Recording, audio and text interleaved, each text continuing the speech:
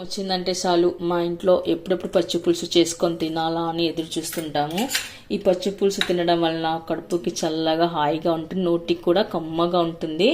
పచ్చి పులుసుకి మనం ఇలా సైడ్కు ఆనియన్ ముక్కలు వేసుకొని ఇలా కనుక చేసుకొని తిన్నట్లయితే ఆ రుచి మాత్రం చెప్పలేనంత అమోఘంగా ఉంటుందండి.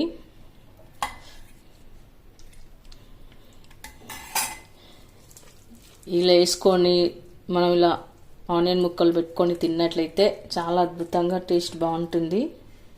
ఇలా గనక మనం చేసుకొని తిన్నామంటే ఇంకా 2 ముద్దలు ఎక్కువ తినాలనిపిస్తుంది, అంత కమ్మగా బాగుంటుంది. మరి ఇందులోకి నేను ఏమేమి వేసాను, ఎలా చేశాను అనేది వీడియో ఎక్కడ స్కిప్ చేయకుండా చివరి వరకు అయితే చూడండి. హలో అండి, వెల్కమ్ టు మా ఇంటి రుచులు మన్బా కిచెన్. ఇవాళ మనం పచ్చి పులుసు చేసుకోవడానికి 1 కప్పు వరకు అయితే పల్లీలు తీసుకోవాలి. అలాగే ముందుగానే చింతపండు నానేసి పెట్టుకోవాలి. కొద్దిగా కొంచెం నిమ్మకాయ సైజ్ అంతా చింతపండు నానేసి పెట్టుకోవాలి. తర్వాత ఇప్పుడు మనం ఒక నాన్ స్టిక్ కడాయి పెట్టుకొని అందులోకి 1 కప్ పల్లీలు వేసుకొని కాస్త దూరగా వేయించుకొని పెట్టుకుందాము. పల్లీలు కలర్ మారే వరకు వేయించుకోవాలి. పల్లీలు అంతా మంచి కలర్ అయ్యే వరకు వేయించుకోవాలండి. బాగా వేగినట్టు ఎలా తెలుస్తాయంటే పల్లీ నుంచి అప్పుడే మనకు ఇలా పొట్టు సపరేట్ అవుతుంది చూడండి, ఇలా ఇచ్చుకుంటుంది. అలా అయినప్పుడు మనకు పల్లీలు మంచిగా కాలినట్ల. అప్పుడు మనకు పచ్చి పులుసు చేసుకోవాలన్నా పల్లీలు పొడి చేసుకోవాలన్నా కూడా బాగా రుచిగా ఉంటుంది. ఇప్పుడు మనం ఒక ప్లేట్లోకి వేసుకుందాము. ఇప్పుడు ఈ పల్లీలను మనం ఒక ప్లేట్లోకి తీసుకొని చల్లార్చుకోవాలి. పల్లీలు చల్లారిన తర్వాత మనము వీటిపైన పొట్టు తీసి పెట్టుకోవాలి.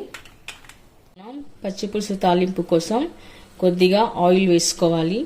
ఆయిల్ హీట్ అయిన తర్వాత ఆవాలు, జీలకర్ర, మినపగుళ్ళు వేసుకోవాలి. అవి చిట్టపట్టమన్న తర్వాత కరివేపాకు, పసుపు కొద్దిగా. ఆ తర్వాత మనము ఈ తాలింపు కంప్లీట్ చల్లగా కావాలండి. చల్లగా అయిన తర్వాత మనం పచ్చి పులుసులు వేసి కలుపుకొని పెట్టుకోవాలి. పల్లీలు కాచి పెట్టుకున్న తర్వాత మనం ఇలా పొట్టు తీసేసుకొని పెట్టుకోవాలి. ఆ తర్వాత మనం ఒక మిక్సీ జార్ తీసుకోవాలి. అందులోకి వేయించిన పల్లీలని వేసుకొని పెట్టుకోవాలి. తర్వాత ఇప్పుడు మిక్సీ పట్టి మనం పౌడర్లా చేసి పెట్టుకుందాము. ఇలా పౌడర్లా మిక్సీ పట్టి పెట్టుకున్న తర్వాత ఇందులోకి మనము కొద్దిగా బెల్లం వేసుకుందాము. బెల్లం వేయడం వలన పచ్చి పులుసులోకి మంచి రుచి అయితే వస్తుంది. తర్వాత కారం, పసుపు కొద్దిగా. ఇప్పుడు మనం తినే టేస్ట్ని బట్టి ఉప్పు వేసుకోవాలి. తర్వాత ఇందులోకి మనం నానేసి పెట్టుకున్న చింతపండు రసం వేసుకోవాలి. మరి పుల్లగా కాకుండా మనం తినే టేస్ట్ని బట్టి పులుపును వేసుకోవాలి. ఆ తర్వాత ఇప్పుడు నీళ్ళను కూడా యాడ్ చేసుకుందాము. ఇప్పుడు మనం ఇవన్నీ వేసుకున్నాక ఒకసారి కలిపి పెట్టుకోవాలి. ఆ తర్వాత స్మూత్గా ఫైన్గా మనము మిక్సీ పట్టి పెట్టుకోవాలి. ఇప్పుడు ఇక్కడ ఏమాత్రం ఉండలేకుండా పల్లీల పొడిని మనం ఇలా స్మూత్గా మిక్సీ పట్టి పెట్టుకోవాలి. ఆ తర్వాత ఒక బౌల్లోకి వేసుకుందాము. మీకు చిక్కగా అనిపిస్తే మరి కాస్త వాటర్ వేసుకోండి. ఇప్పుడు ఇందులోకి మరి కాస్త వాటర్ వేసుకుందాము. ఇంత అండి, పచ్చి పులుసు అయితే రెడీ అయిపోయింది. మీకు చిక్కగా అనిపిస్తే మరి కాస్త వాటర్ వేసుకోండి, కానీ మరీ పల్చగా అయితే బాగుండదు. ఆ తర్వాత మనం తాలింపు వేసి పెట్టుకున్నది చల్లారింది కదా, దీన్ని పచ్చి పులుసులోకి వేసుకొని కలుపుకొని పెట్టుకోవాలి.